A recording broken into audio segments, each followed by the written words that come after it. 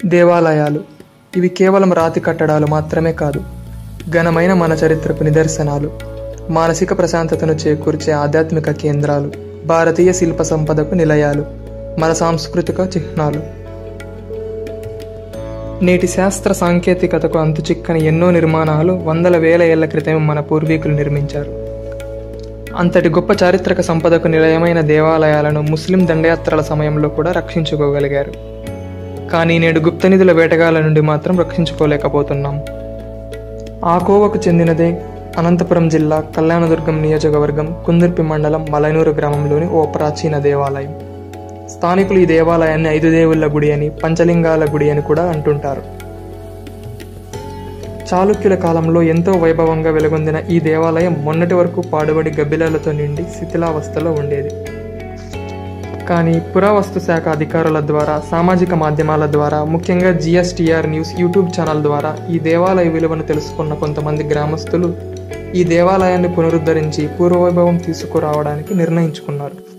ఆ నిర్ణయానికి అనుగుణంగానే ముళ్ళ పొదలు, గబ్బిలాలు, మట్టి దిబ్బలతో నిండి శిథిలావస్థలో ఉన్న దేవాలయాన్ని శుభ్రపరిచి ముళ్ళ చెట్లను తొలగించి ఈ దేవాలయానికి పూర్వవైభవం తెచ్చేందుకు ఒక ముందడుగు వేశారు.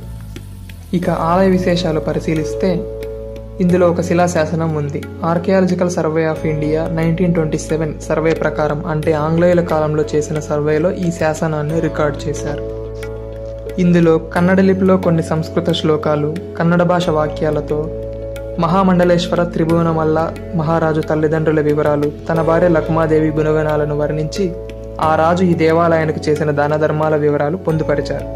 ఈ శాసనంలో దేవాలయానికి చెందిన సంపూర్ణ వివరాలు పొందుపరిచారు. ఆ వివరాలు ఏంటంటే, ఆలయం క్రీస్తు శకం 1175లో చాళుక్యుల ఏలుబడిలోని సిరనాడు ప్రాంతంలో మలైనూరు గ్రామంలో నిర్మించినట్లు పేర్కొన్నారు. ఈ ఆలయాన్ని నిర్మించినది హెంజేరు, అంటే నేటి హేమావతిని రాజధానిగా పరిపాలించిన మహామండలేశ్వర త్రిభువనమల్ల మల్లిదేవ చోళ మహారాజు. ఈయన తన తల్లిదండ్రులు, తన పేరున, తన భార్య పేరున మొత్తం 5 దేవాలయాలను నిర్మించాడు. ఇతని తండ్రి ఇరుంగోల్ చోళుడు, తల్లి బొమ్మలాదేవి, భార్య లకుమాదేవి. ఇతను ఈ దేవాలయంలో ప్రతిష్ఠించిన 5 దేవతామూర్తులు మల్లికార్జున స్వామి, లక్ష్మణేశ్వర స్వామి, ఇరుంగులేశ్వర స్వామి, మహాదేవేశ్వర స్వామి, సూర్య భగవానుడు. ఈ ఆలయం కోసం ధూపదీప నైవేద్యానికి మరియు ఇతర సేవలకు గాను కొంత భూమిని, గ్రామంలో వసూలు చేసే పన్నులోని కొంత భాగాన్ని రాజు ఈ దేవాలయానికి దానంగా సమర్పించినట్లు పేర్కొన్నారు. ఈ శాసనం చివరన పరిశీలిస్తే ఈ విధంగా కన్నడ భాషలో రచించారు. ఈ వాక్యాలకు అర్థం: ఈ దేవాలయ దాన ధర్మాలను పరిరక్షించిన వారికి గంగా తీరంలో 1,000 గోవులను 1,000 బ్రాహ్మణులకు దానం చేసిన పుణ్యం లభిస్తుందని.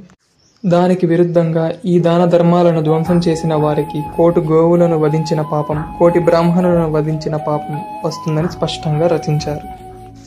కేవలం దాన ధర్మాలకు ఆటంకం కలిగిస్తేనే ఇంతటి శాప ఫలితం ఉంటే, ఇక దేవాలయాలను ధ్వంసం చేసిన వారికి ఎంతటి పాపం ఉంటుందో ఊహించుకోవచ్చు.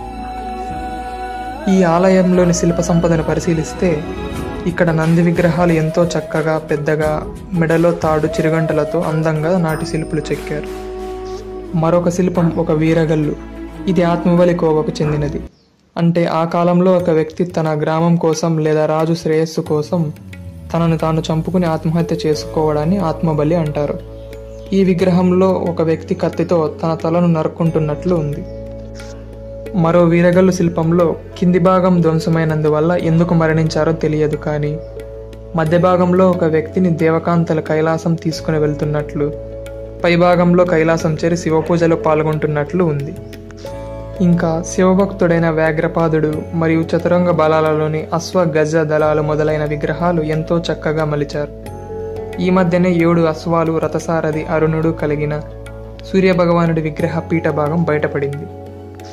ఇది ఒక త్రికూట దేవాలయంగా కనిపిస్తోంది. అంటే ఒకే దేవాలయంలో 3 గోపురాలు, 3 గర్భగుడులు ఉంటాయి. ఇటువంటి ఆలయం ఆంధ్రప్రదేశ్లో ఉండటం, అందులోనూ అనంతపురం జిల్లాలో ఉండడం చాలా అరుదు. ఈ ఆలయాన్ని ఇంకా పరిశీలిస్తే ఇటువంటి ఎన్నో అరుదైన విషయాలు వెలుగులోకి వస్తాయి. గ్రామస్తులందరూ కలిసికట్టుగా పనిచేసి సాధ్యమైనంత తొందరలో ఈ దేవాలయానికి పూర్వవైభవం తీసుకురాగలరని ఆశిస్తున్నాం. ఆలయ పునఃప్రతిష్ఠ తరువాత మలైనూరు గ్రామం పర్యాటకంగా, ఆధ్యాత్మిక కేంద్రంగా ఎంతో అభివృద్ధి చెందుతుంది. ఇటువంటి మరెన్నో చారిత్రక విశేషాల కోసం ఈ ఛానల్ను లైక్ చేసి, షేర్ చేసి, సబ్స్క్రైబ్ చేసుకోండి.